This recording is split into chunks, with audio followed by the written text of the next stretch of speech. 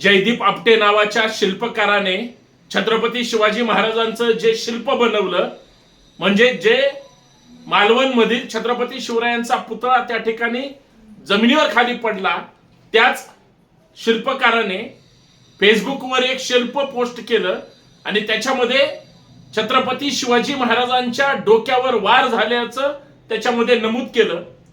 म्हणजे प्रतापगडाच्या पायथ्याशी अफजल खानाच्या वधाच्या वेळेस शिवरायांवर ज्यांनी पहिला वार केला होता, तो वार कृष्णाजी भास्कर कुलकर्णींनी केला होता आणि तोच जखम दाखवण्याचं काम या जयदीप आपटेंनी त्याच शिल्पावर केलं होतं.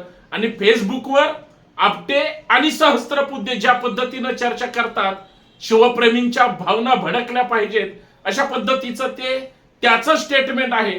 अहो, छत्रपती शिवाजी महाराज आमच्या हृदयात आहेत, काळजात आहेत आणि काळजावर घाव घालण्याचं काम जर आपटे आणि त्याची मंडळी करत असेल तर ह्या आपटेवर राष्ट्रपुरुषाचं बदनामी केल्याप्रकरणी गुन्हा तर दाखल झालाच पाहिजे. परंतु हा महाराष्ट्रात सुद्धा शिवद्रोही आपटे राहिला नाही पाहिजे अशी संभाजी ब्रिगेडची मागणी आहे. आणि हा पुतळा जाणीवपूर्वक निकृष्ट काम केल्यामुळे पडला गेलाय. या पुतळ्यात भ्रष्टाचार झालाय. PWD ला माहित होतं जर नट बोल्ट गंजलेले असतील तर मग PWD ने या पुतळ्याचं त्या ठिकाणी देखभाल दुरुस्तीचं काम का केलं नाही. याच्यामध्ये मंत्री रवींद्र चव्हाण साहेब सुद्धा दोषी आहेत. म्हणून संभाजी ब्रिगेडची मागणी याच जयदीप आपटे असेल किंवा मंत्री रवींद्र चव्हाण साहेब असतील, या सगळ्यांवर गुन्हे दाखल झाले पाहिजेत.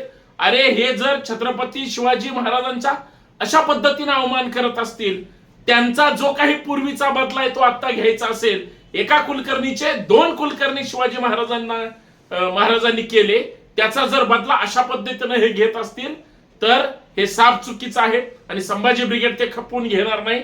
या विरोधात आम्हाला संभाजी ब्रिगेड स्टाईलनं सुद्धा आंदोलन करावं लागेल.